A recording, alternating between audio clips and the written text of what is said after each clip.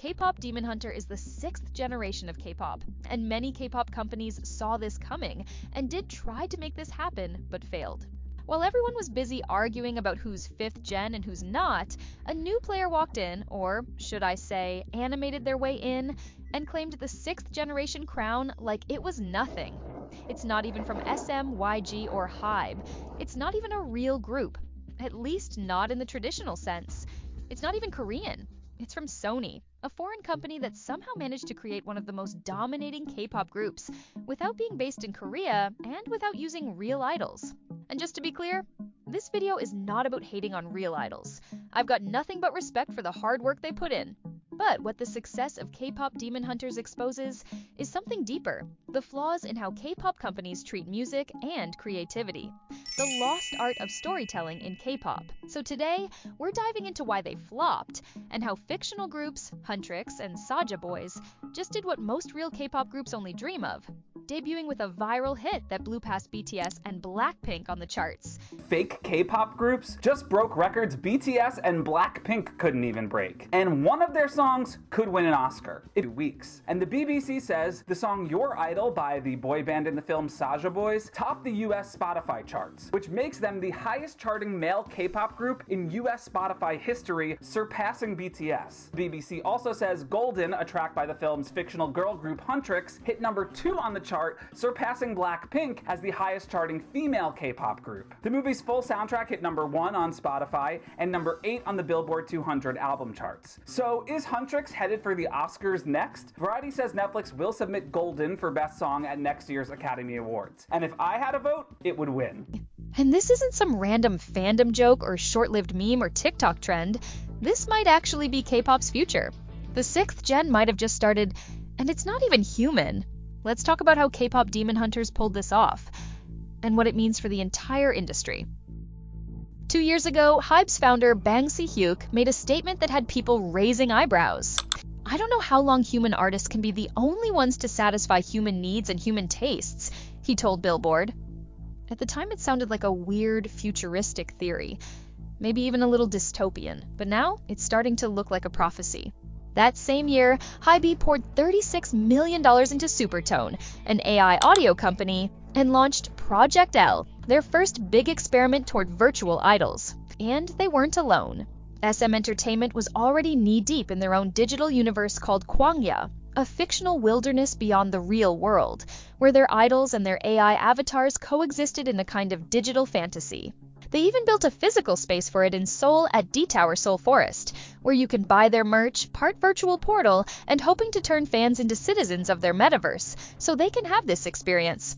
They even debuted Naevis, a fully virtual idol developed using generative AI. She was first introduced in aespa's music video for Next Level in 2021, and slowly evolved into her own solo act, and SM pushed her as the new face of their metaverse idol project. Her voice? AI synthesized, her visuals built with LG's generative tech. She even made her solo debut with a track done last year. There was hype, there was marketing, there was even a performance video shown to the Seoul mayor. But outside the fandom bubble, nobody really cared. She didn't chart, didn't trend, and didn't spark the kind of global reaction SM was clearly aiming for. According to Park Jun-young, chief director of SM's Virtual IP Center, we started preparing for a virtual artist at SM Entertainment because we were certain that a digital world where virtual artists can show diverse talents will open up. We wanted to prepare for such an era to come, with an artist who can freely cross the boundaries of the digital world and the real world. And they are preparing for this digital world since 2017. They knew the potential and started working on it. Everything was going well. Even Naevis had promotional interviews with JJ, and netizens didn't know how to react to this. There was all kind of mixed reactions towards Naevis. Music was mid, and fans hated the fact that their favorites are stuck in dungeons, and a digital idol is releasing singles and even performing at events. There were others too. Groups like ITERNITI by Pulse 9 or MAVE from Metaverse Entertainment. They tried to ride the virtual idol wave before it got big. The concepts looked cool on paper.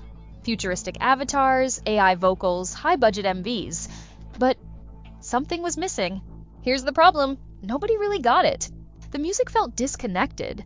The lore was a mess. And fans couldn't relate to characters that felt more like digital dolls than real performers. It was like the industry had the right idea, but no one knew how to actually make it resonate. Meanwhile, K-pop demon hunters came in and just casually nailed it.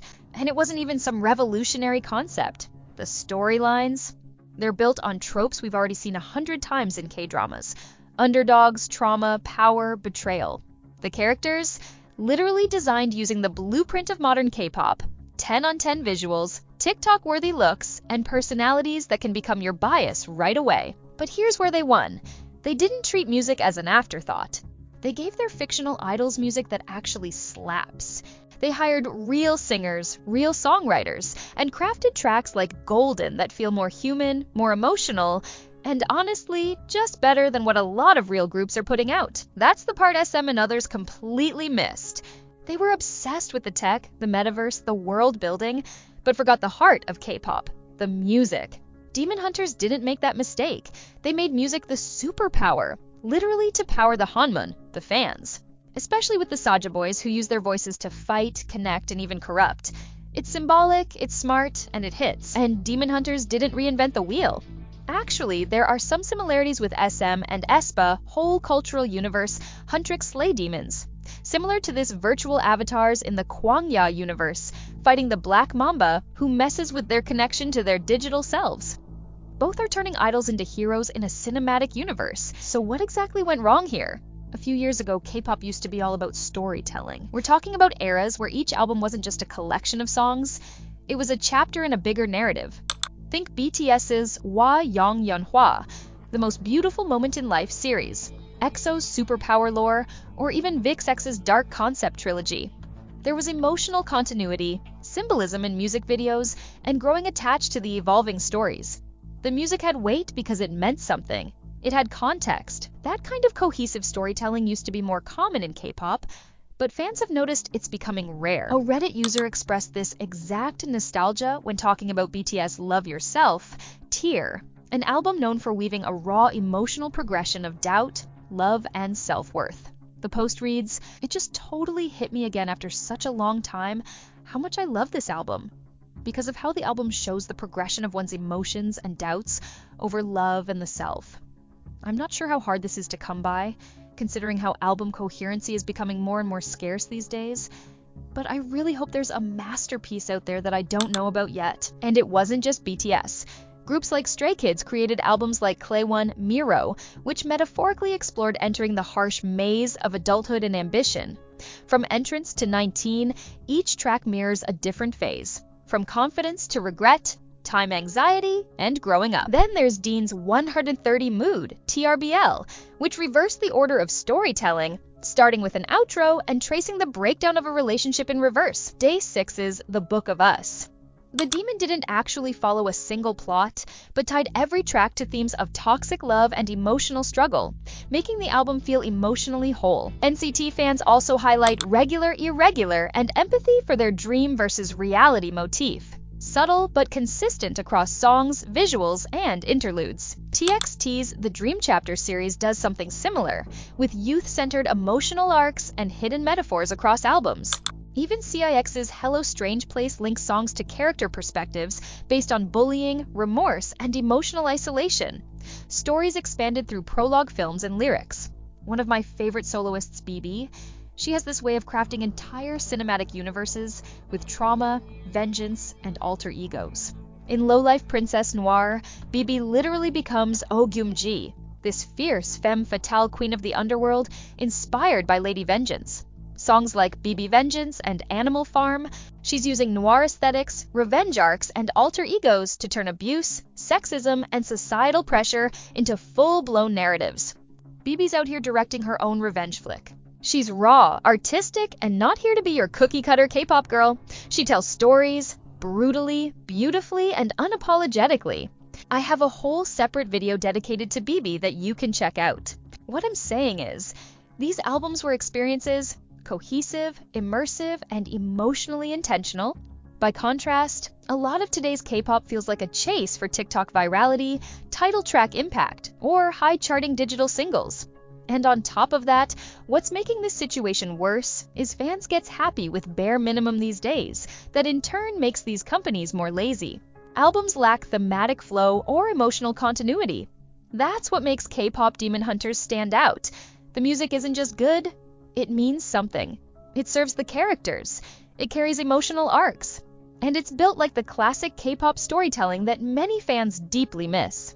The truth is, K-pop has all the ingredients to go deeper. Insanely talented idols, massive global reach, and production value that's already Hollywood level. But what it's been missing lately is guts. Guts to be raw, guts to go dark, guts to let idols be messy, flawed, human. Demon Hunter showed us what's possible when you treat music like storytelling, not just marketing, and the industry should take notes. Because if K-pop really wants to evolve, here's what needs to happen. Let idols tell their stories, not just the companies. Respect albums as full experiences, not just a lead single with fillers. And stop sanitizing everything. Life isn't perfect, and music shouldn't be either. So yeah, that's my take on what the future should look like, especially for 6th gen groups. If they really want to stand out, it's not about going harder or prettier, it's about going deeper. Storytelling, real emotions, bold concepts, that's the move. Let's just hope more groups take the Demon Hunter route and not the TikTok trend for 2 weeks one. What do you guys think? Are we entering a new era, or is K-pop just looping back again? Thanks for watching.